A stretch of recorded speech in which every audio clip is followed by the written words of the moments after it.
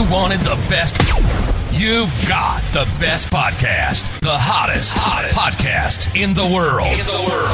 The Chris Voss Show, the preeminent podcast with guests so smart you may experience serious brain bleed. The CEOs, authors, thought leaders, visionaries, and motivators. Get ready. Strap yourself in. Keep your hands, arms, and legs inside the vehicle at all times, because you're about to go on a monster education roller coaster with your brain. Now, here's your host, Chris Voss. Hi, folks. Voss here from the ChrisVossShow.com. Ladies and gentlemen, welcome to the big show. We certainly appreciate it. As always, the Chris Voss Show is a family that loves you but doesn't judge you, as long as you don't ask for money, because we don't loan money around here. We're not that kind of family, folks. We do love you, though, as long as you're not evil. So, you got that blessing. I mean, how many people give you kind of unconditional love, as it were? Anyway, guys, go to goodreads.com/Chris Voss, LinkedIn.com/Chris Voss, Chris Voss1 on the TikTok, and all those crazy places on the internet. We have an amazing young lady on the show today. We're going to be talking about her amazing journey. Her new book comes out February 4th, 2025. It is entitled No One is Self-Made, a motivational self-help guide with a community-oriented approach, perfect for winter 2025. Rewrite the rules of business with collective support. Lakeysha Hallmon joins us on the show today. We're going to be talking to her about her insights, her experience, her life's journey, and purpose, and how she can you can utilize what she has learned and developed to make your life better. Dr. Lakeysha Hallmon is a mission-forward visionary celebrated for developing an economic vehicle that empowers the Black community through collective wealth. Since founding the Village Market in 2016, Dr. Key has served over 1,440 businesses and facilitated millions in direct sales to Black-owned enterprises. She sets a new standard for success among Black-owned enterprises or Black-owned businesses by integrating programs, offering grants, mentorship, and technical assistance through her nonprofit, Our Village United. She has awarded hundreds of thousands in grants, and she continues to expand her mission, creating a retail storefront, The Village Retail at Ponce City Market, a curated retail collection of premier Black businesses. Welcome to the show. How are you, Lakeysha? Chris, I am wonderful. And also, what an opening. Thank you so much for having me today. Thank you. I just wrote that right. I just came up with that right off the top of my head. No, you are incredible. I read off Amazon. So, Lakeysha, give us your .coms. Where do you want people to find out more about you on the interwebs? Yes, everyone. First, I'm elated to be here. To learn more about me, go to drkeyhallmon.com, www.drkeyhallmon.com. You can learn all about me. You can also learn about my forthcoming book that will be out February 4th, No One is Self-Made. No One is Self-Made. So where did you get the title of that from? Chris, I will tell you in my entrepreneurial journey, as I began to garner some success, I continue to hear, Dr. Key, you are a self-made woman. And words mean a great deal to me. I'm always evaluating the truth of words. And while I understood being called self-made as paying homage to my journey and my success, I knew that while it was meant to be something positive, it wasn't true. Because I am a reflection of a lot of people that have poured so much support, resources into me. And so what I started to evaluate, Chris, what is true? And what was true for me is that I'm village made. And it took me down this journey of understanding what it takes to be successful and what story should we tell when we reach steps to success in our lives and our business. And I just felt that overall feeling that I needed to write this book about, listen, y'all, no matter how successful we are not self-made. And for us to be able to grow and be stronger in community, to be more unified, we have to start telling that collective approach and the collective approach to our success. Yeah. I mean, we're a community, whether we're the nation of America, whether they're united human beings together with each other, whether we're, in our integrated sort of, what's the right word, in our communities, our local stuff. We're we're, rising tide lifts all boats. We're all one and the same, and we all need to work together and help each other. What's an old saying? It takes a village. I guess that's what I'm trying to stretch to. And yeah, I mean, like I was joking with you before the show, my mom reminds me that I was not self-made and that she gave birth to me and she's very disappointed. So, as moms tend to do. But give us a 30,000 overview of what's inside the book and kind of, is it part memoir where it talks about your journey, et cetera, et cetera? Yes. So in No One is Self-Made, it is part memoir, part guide, because I believe books should be tools. And I feel that in my work, I am a tool. I'm here to help entrepreneurs build the most incredible businesses that they can build. And so in the book, I tell about my story of founding my very first company, the Village Market, to how I pivoted and opened in retail, the Village Retail, and how I knew that I needed to have a nonprofit arm so I can give out grants to small businesses and technical assistance. I tell those stories. I tell my stories of triumphs, and I also tell my stories of failure. And also in this book, you'll find what I believe is incredibly important for partnerships. I believe as very much so we need to be mission aligned as a community, but we have to be values aligned. And to get to that place of being values aligned, I write about in the book understanding purpose and alignment, and how alignment is little breadcrumbs that lead us to our purpose. And one of the things, Chris, that means a great deal to me as I work with entrepreneurs across the country is I want these entrepreneurs to scale. I also want these entrepreneurs to be well while they scale. So I talk about the importance of self-care for entrepreneurs and founders and CEOs, and even those who are not in that world, who may be in corporate America. I talk about I write about how important wellness is for us on this journey. And I close the book talking about economic parity and what does it look like to operate as a community with cooperative or collective economics. And then in the final chapter, I have all my verbs, because I have this saying, support is a verb. And in the final chapter of the book, I am telling the beloved community, this is what we need to do next to make all these things real. Mm-hmm. So talk to us about your journey. How did you grow up? What kind of shaped you to be this sort of entrepreneur and charity-driven person? Yeah, I am a deeply purpose-driven social impact entrepreneur. I tell everyone that for whatever reason, I've always had the compass from a small town in Mississippi. While I live in Atlanta now, I'm from a small town in Mississippi. I grew up very humbly, hardworking, blue-collar parents, hardworking grandparents. And while they afforded me so much, the things that they left me with is how I need to show up in the world and the type of person I need to be, the type of character that I must have. And so growing up in Mississippi, I was often playing sports, creating community events, volunteering with the Boys and Girls Club. Mm-hmm. All of those great things led me to being a classroom teacher for a number of years. So I taught in the Mississippi Delta, I taught English. And beyond college, beyond being an entrepreneur now, those were some of the best years of my life, Chris. And as I was pivoting out of education to open the Village Market, what I asked for, and this is my conversation with God, like, please let me still have a classroom. Please let me still be able to touch people and have relationships, because my life is deeply relationship driven.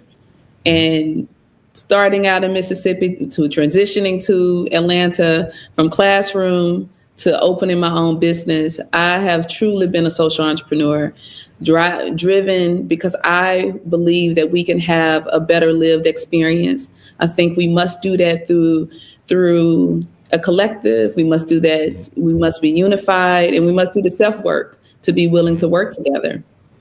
The rising tide lifts all boats. I mean, it seems like we've kind of changed our mindset in the recent decades of this country, where we've moved from, something of empowerment to victimhood competition, where everyone's trying to compete for who can be the biggest victim. And everybody is kind of at odds with each other. I mean, politically, we're on opposite sides of the spectrum in each other's throats. A lot of other things we can't agree on. You see what's going on with the wildfires right now in January of 25, where, some people can't even be kind for other people's tragedy. And there seems to be some real empathy missing and humanity missing in our interactions with each other these days. And we need to realize that scarcity is not a healthy sort of mindset. I mean, this country wasn't built on scarcity. And when, you're trying to fight someone over a piece of cheese, rising tide lifts all boats. We all share, we all grow together, we all live together. And I think we need to get back to that as a humanity, and back to that maybe as a country, and even in local communities that are, politics is just so toxic these days. It separates us. Yes, you mentioned scarcity, and I write about in the book a scarcity mindset. Mm-hmm. I believe it keeps us fighting. It keeps a lot of infighting. And with the mindset of scarcity, that means, Chris, you and I cannot be successful together. Yeah. Yeah, that we Which must means be we'll fail probably apart, right? Sorry to interrupt you there. No, you said it. We will ultimately fail if we continue on this mindset of scarcity. And so what I write about is the mindset of abundance, and how do we get there? I think we have to unpack some truths, though. The truth of how did we, first you have to be able to acknowledge that you have a mindset of scarcity. You have to start processing the root cause analysis of why do we feel that we need to be contentious and competitive against each other. I'm a former athlete, so I like a little healthy competition. Yeah, sure. But I'm always trying to be better than who I was yesterday, Chris, because I know that that's my responsibility. Right? Mm-hmm. But if we can tackle the mindset of scarcity and see that we are much more powerful, our companies, our goals, even those in the corporate world, if we see the superpower is in our ability to work together, I think we can eradicate scarcity. But it takes a shift in a willingness to say, y'all, we're doing this all wrong. Mm-hmm. We're doing this all wrong. Doing all wrong, y'all. We're doing it wrong. We need to get back to, when this country worked off an abundance mindset and the enemies were foreign as opposed to domestic with each other. That's when we were really focused, and that's when we tried to do great things. We're not a perfect nation by any means, but we seem to be on a better course. There's an old Russian saying, I think it's Brezhnev or something, that basically says, we will destroy America as America will destroy itself from within. That seems to be the course we're on. So talk to us about what you did with this village market project in Atlanta and your org. You started this in this retail project in the middle of or the beginning of COVID. Talk to us about what that journey was like. Yes, I'm going to answer that, but I want to add something else, when we think about the scarcity mindset, and then I'll answer the question about how I was so fortunate to found these companies. But another thing that is hurting us, and I think in a mindset that we've adopted, is individualism. We're driven by individualistic wants and desires, and is forcing us to not think about the collective. I believe if we can solve the issues of individualism and create a mindset of collectivism, in communities built on collectivism, in businesses created on collectivism, in relationships built on collectivism, then that is another way that we eradicate scarcity. But in order to do that, we have to take a massive shift. And I write about in the book how we can take that shift. But to answer your question about my company, the Village Market, and why did I have the audacity to open a retail in the heart of the pandemic, Chris, beyond, I don't know. I was so, no one warned me. No one. Give us a rundown. Had the pandemic started yet? Did you know that was coming, or so you did this in response to what was going on with COVID? Yeah. So The Village Market, my primary company, I founded it in 2016, and the big vision of the Village Market was to create these marketplace experiences, well curated nighttime markets to celebrate Black-owned brands in Atlanta. And I did so because while Atlanta is one of the most special cities in the world, there is a disparity between the growth cycles of Black-owned businesses and non-Black-owned businesses. So beyond sitting around and saying, I'm upset about this, I am deeply action oriented. I said, okay, if the issue is Black businesses need more customers, I'm going to create a marketplace and I'm going to have all the customers come in and shop from these brands. And I did so. And we were able to circulate millions of dollars from these village market experiences, diverse customers. It was absolutely incredible. And so my largest market was in 2019, and I was slated to have a market in March 2020. And it was, Chris, we had finally got to a place where we got sponsors, where entrepreneurs were coming from across the country to be a part of these marketplaces, that our audience size had grown by 5 times. And so we were doing wonderful. Then the pandemic happened. And like a number of businesses across the country, I had some choices to make. And I decided to do a pivot. I did 2 things.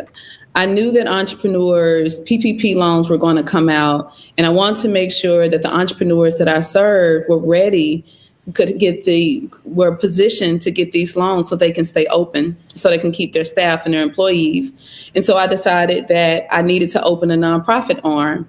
And so Chris did this crazy thing. I got my nonprofit up and running, created a program called Elevate. And I was able to support entrepreneurs with the infrastructure, making sure that they were financial and capital ready to get loans and things like that, and able to deploy some grant dollars.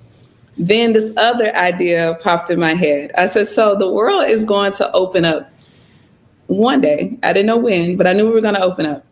And I looked at the opportunity to open a retail store at Ponce City Market, which is one of the highest foot traffic locations. It's a highly sought out destination for tourism and also for the local community in Atlanta. And the educator in me and the person who loves data and numbers, I thought about, if I open this retail store and I work with brands who've never had an opportunity with retail, but who may not have the capital to open their own brick and mortar location, how can I support these entrepreneurs and meeting customers to have a whole incubator experience, but in real time in a retail store? So I had this idea in May 2020. I worked extremely hard and opened a retail store by November 2020.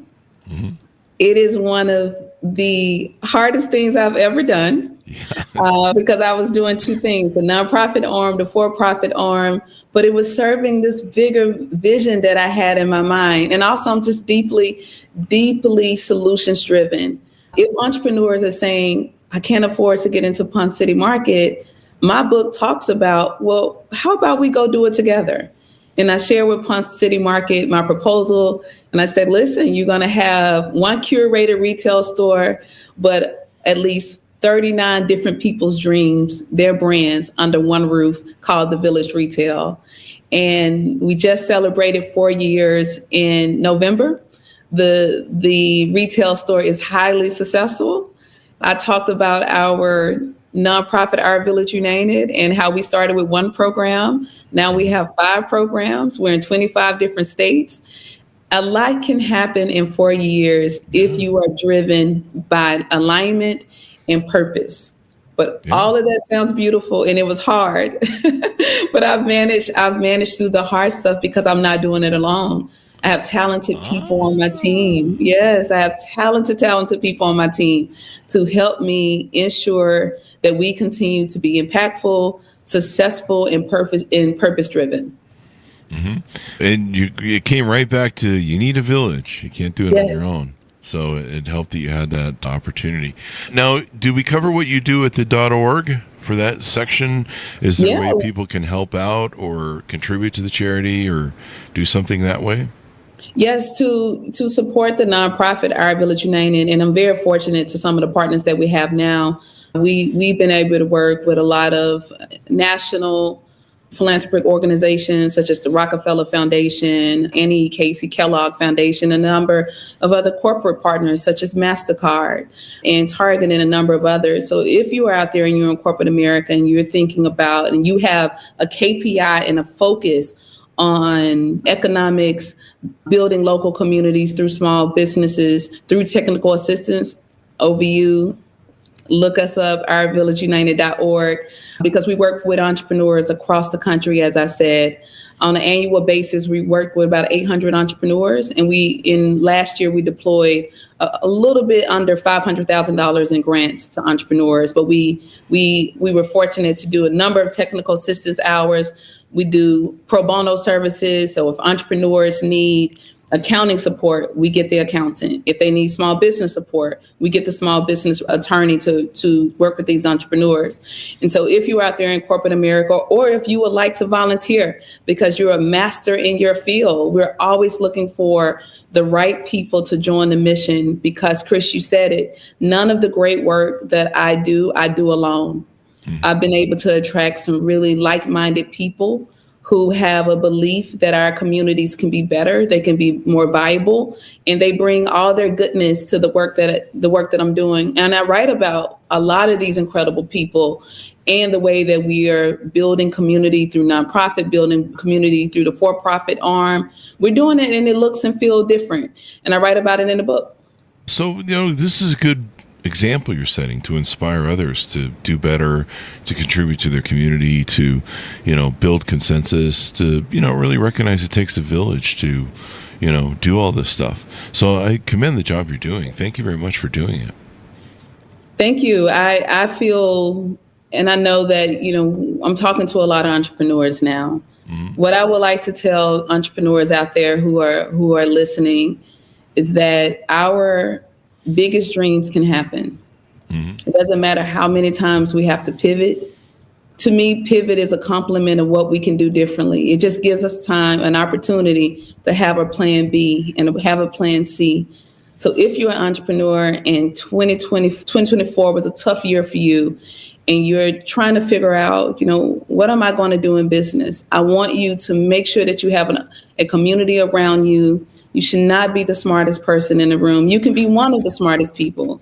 You can be one of them, but you do not have to be the smartest person in the room. If you find yourself saying, I don't know, I have no idea, that's a superpower.